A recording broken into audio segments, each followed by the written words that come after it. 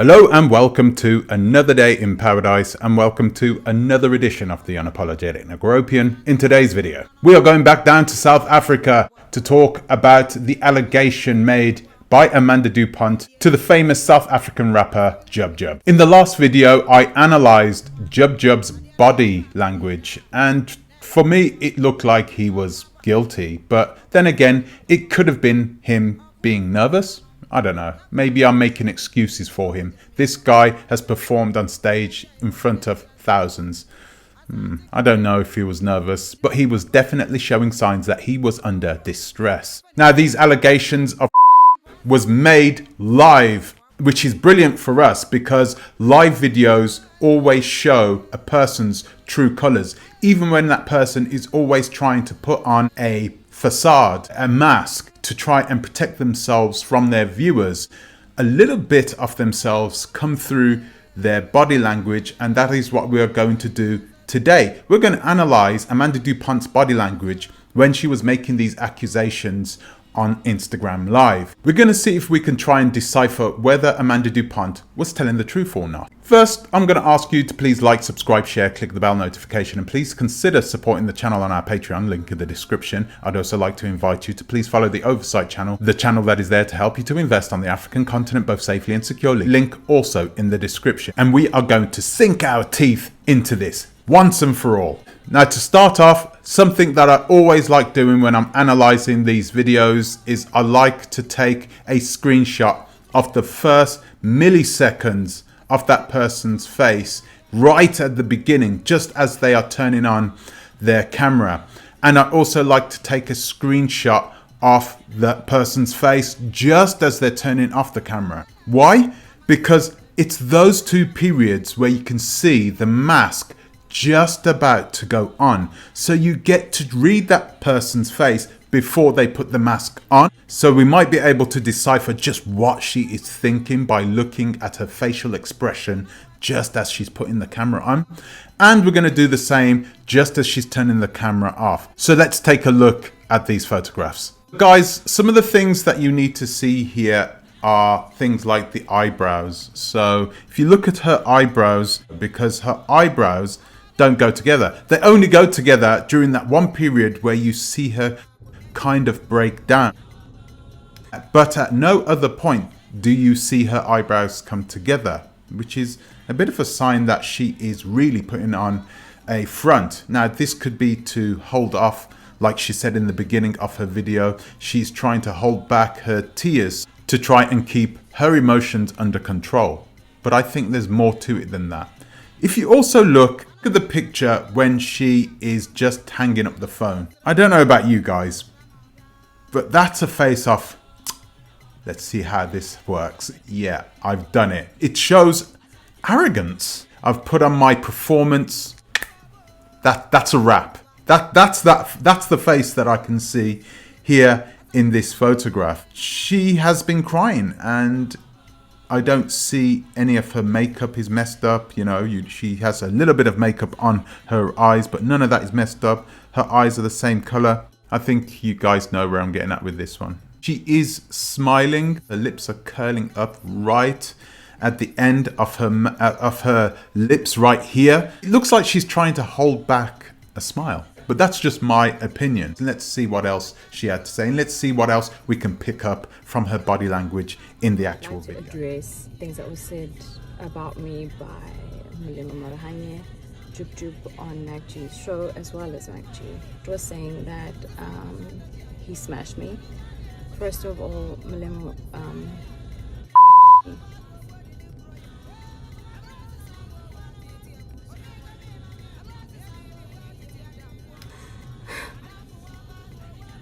I was for 2 years solidly.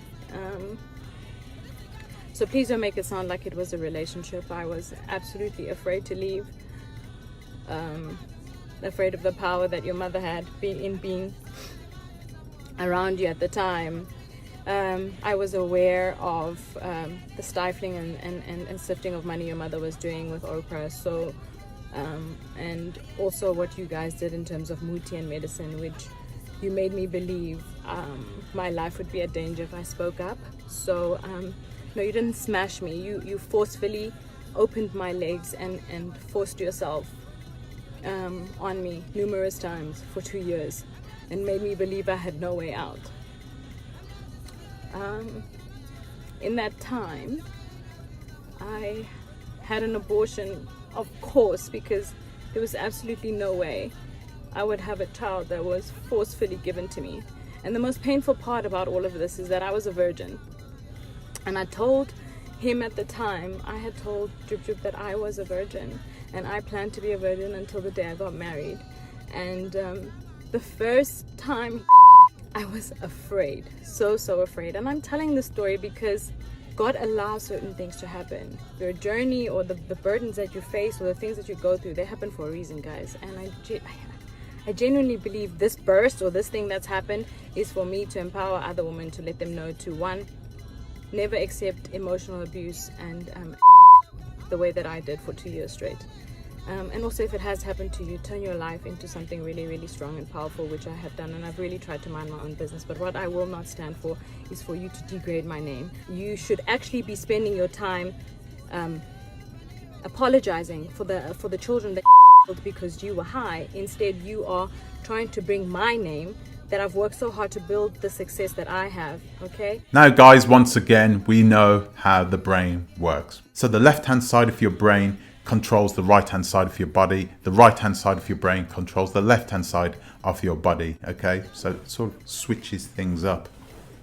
Your body's amazing, believe me. We also know that the brain on the left-hand side controls the creative side, okay? And the brain on the right-hand side controls the logical side. So whenever a person looks to their left, it is more than likely that they are creating something, like they are lying, okay? So I'm not calling her a liar, but it could be that she is creating a story. So let's take a look and see if she is, and that's exactly what she's doing. When she starts speaking about it, she's looking dead at the camera, and then she goes back and she is looking to the left, which tells me that she's not being totally honest, that she is creating something. Let's take a look at the way she cries. I think that's important too.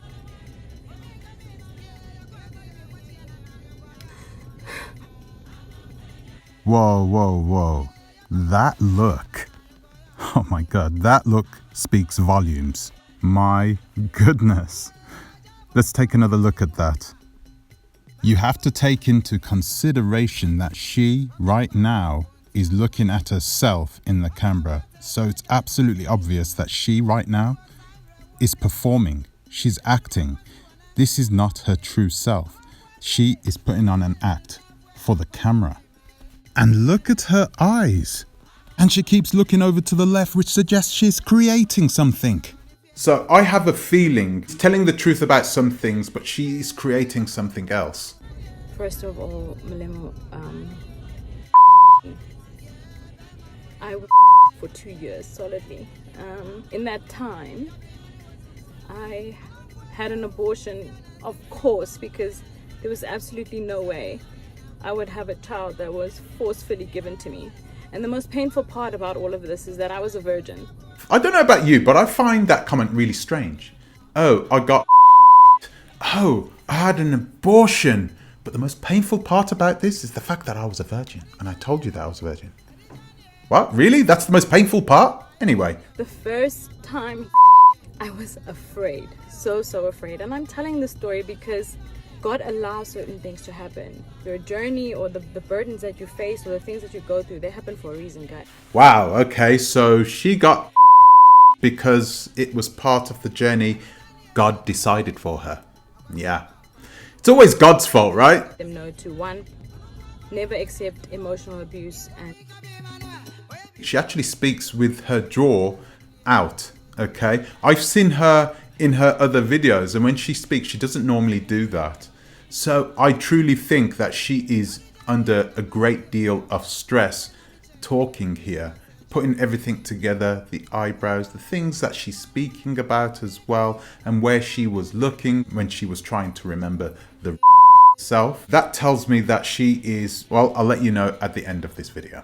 And also, if it has happened to you, turn your life into something really, really strong and powerful, which I have done, and I've really tried to mind my own business. But what I will not stand for is for you to degrade my name. She really speaks passionately when it comes to her name that she has built. Really, I mean, I don't think that should be the preeminent thing that you should be thinking about when you are trying to empower other women. Ultimately, guys, I'm going to give you my opinion.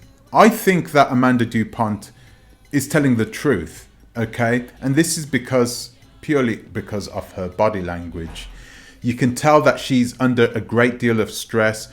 While she's describing the then she is actually looking up and looking towards the right first, and then she goes to the left, because I think that is an acting thing. So she's looking up, she's thinking about what to say, and then she looks to the left and says, okay, this is the way I'm going to say it. I don't actually think she's lying. I think she's telling the truth. But I think that because of her training in theatrical acting, I think it's difficult for us to actually decipher whether she's telling the truth or not, because she continuously puts up this front all the way throughout the video. One thing that she does do when she is talking directly about Jubjub and about him is she looks directly at the camera, and she is looking down on the camera while she's doing that. She's imposing herself over him. I really like that. It shows me that this woman, she doesn't just have character, but she won't be pushed around by anybody, including Jubjub's mother or Jubjub himself. So guys, what do you think about the video? Do you think that Amanda Dupont is telling the truth or not? Do you think that Jubjub her? Let me know in the comments section below. It'd be really good to hear your opinion on this.